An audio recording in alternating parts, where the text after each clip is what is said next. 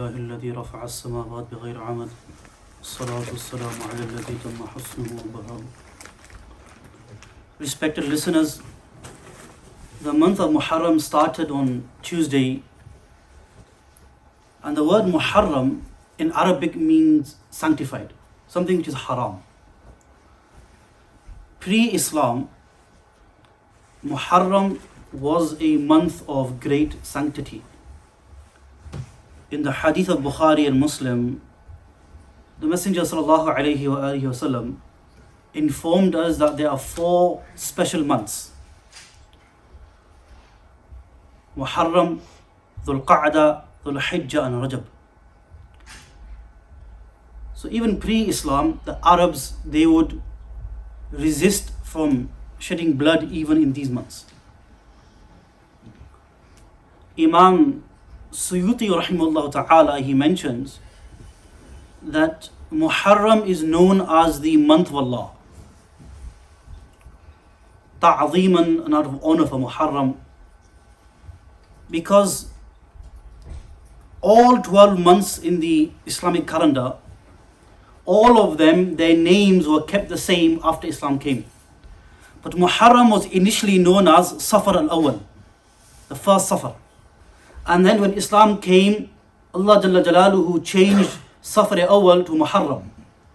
And that's why Muharram is known as the month of Allah subhanahu wa ta'ala. So Muharram holds great sanctity and status in Islam. And Ibn Rajab rahimahullah ta'ala, he mentions that the first 10 days of Muharram are the best part of Muharram. But when we look at the entire month of Muharram,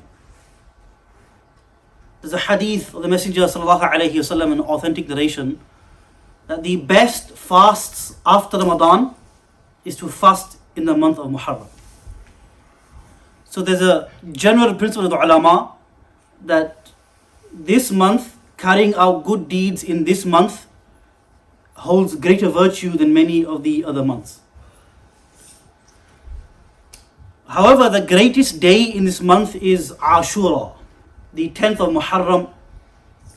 And we find in many of the ahadith, Bukhari, Muslim, and the hadith of Musnad Ahmad, that the Messenger sallallahu alayhi wa alihi wasallam, he passed by a group of Jews, and they were fasting on the 10th of Muharram. And the Messenger sallallahu alayhi wasallam inquired that why they're fasting. And the Messenger alayhi salam was informed that they believe that Musa alayhi salam and Bani Israel, they were saved from drowning on this day, and on this same day Fir'aun drowned. And also Nuh alayhi salam, his ship mounted the mountain of Judi, and he was saved.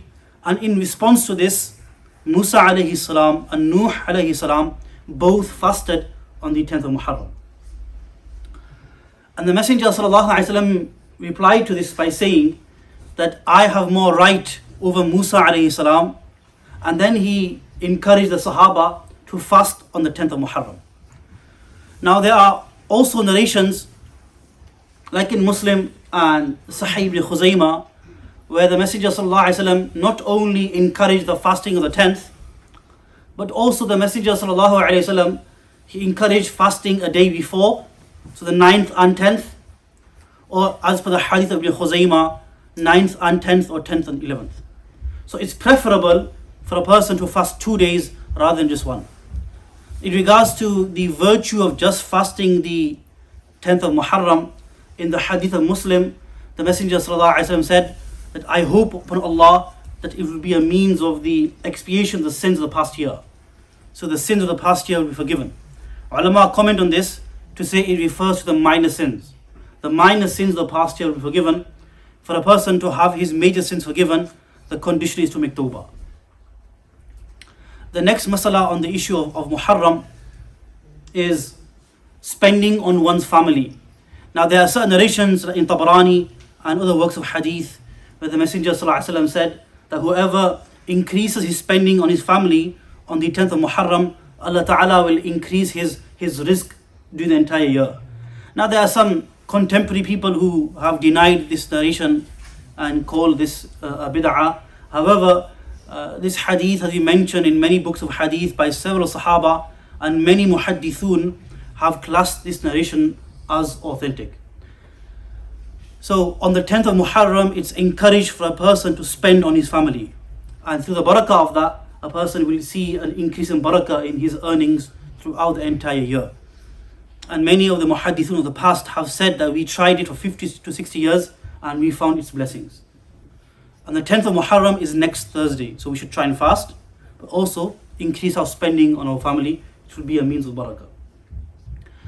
In regards to Muharram, there are certain rusumat and bid'at that people have in the community. Number one, people think that it's wrong to marry in Muharram. So allow me to make it clear, there's nothing wrong with marrying or celebrating marriage in Muharram. This is just superstition and something which should be abandoned and removed from our minds. And secondly, the issue of Karbala, the martyrdom of Imam Hussein radiallahu anh, is a great tragedy in the history of Muslims. And as Sunni Muslims, we love and honor not just the companions, may Allah be pleased them all, but we have great and immense love for the Ahlul Bayt, the family of the Messenger alayhi salatu wasalam, his wives, his children, his aunts, his uncles, and in a general sense, Bani Hashim. So the issue of Karbala is a great tragedy to face the Ummah, the martyrdom of Imam Hussein radiallahu ta'ala an. However, in this month you will see that certain people come out in droves, beating themselves and chanting slogans, and in response to this cursing the Sahaba radiallahu anhum. There's one narration I want to present from Al-Kamil of Ibn al-Athir rahimahullah ta'ala, where he mentions when Imam Hussein was passing away, he said to his sister Zainab that I swear by Allah, O Zainab, you will not cry, you will not beat yourself, and you will not tear your clothes. So this was the wasiyah of Imam Hussein radiallahu anh to his own sister. And those people today who claim to love him and follow him and to prefer him over the companions, these people do not follow his own advice. So it's important that we recognize what truly happened in Karbala, but also that we have love for the companions and Ahlul Bayt. We ask Allah Jalla wa Ala to grant us the understanding of His deen. The last thing I want to mention before we go forward, Allahu Akbar. This weekend we have Pakistan Independence Day and coming up India's Independence Day. I want to make something clear that even though it's fine to have love for one's own country and it's natural to love your country, but this love should not turn into asabiyah. We are Muslims, first and foremost we are Muslims. So when you see a person in front of you, the first thing you should see is a Muslim. If the first thing you see is a Pakistani or an Indian, then my friends, your Iman is deficient. Let me make that clear. If the first thing you see about a Muslim is their ethnicity, you have a nuqs in your Iman. And this is from the ahadith of the Messenger sallallahu alaihi wasallam. The Quran tells us that the ethnicities in the countries that we're from, لِتَعَارَفُوا, is that we recognize one another. But this asabiyah is the first thing that we see, and there's no hiding of this. We know that when some non-Muslims are prejudiced or show Islamophobia, we are the first ones to raise our arms. But then we have this in our own community. We have racism within our own community, in our own masjids. We have racism within ourselves.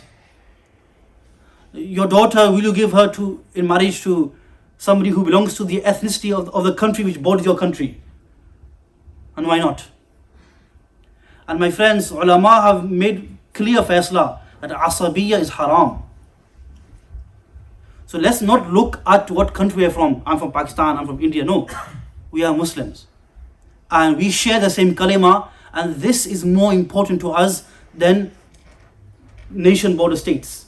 This is not important. We ask Allah Jalla wa Ala to give us, to create love between us, one another, and allow us to see beyond our tongues, our languages, and our ethnicities. Wa akhu da'wana alhamdulillah rabbil alamin.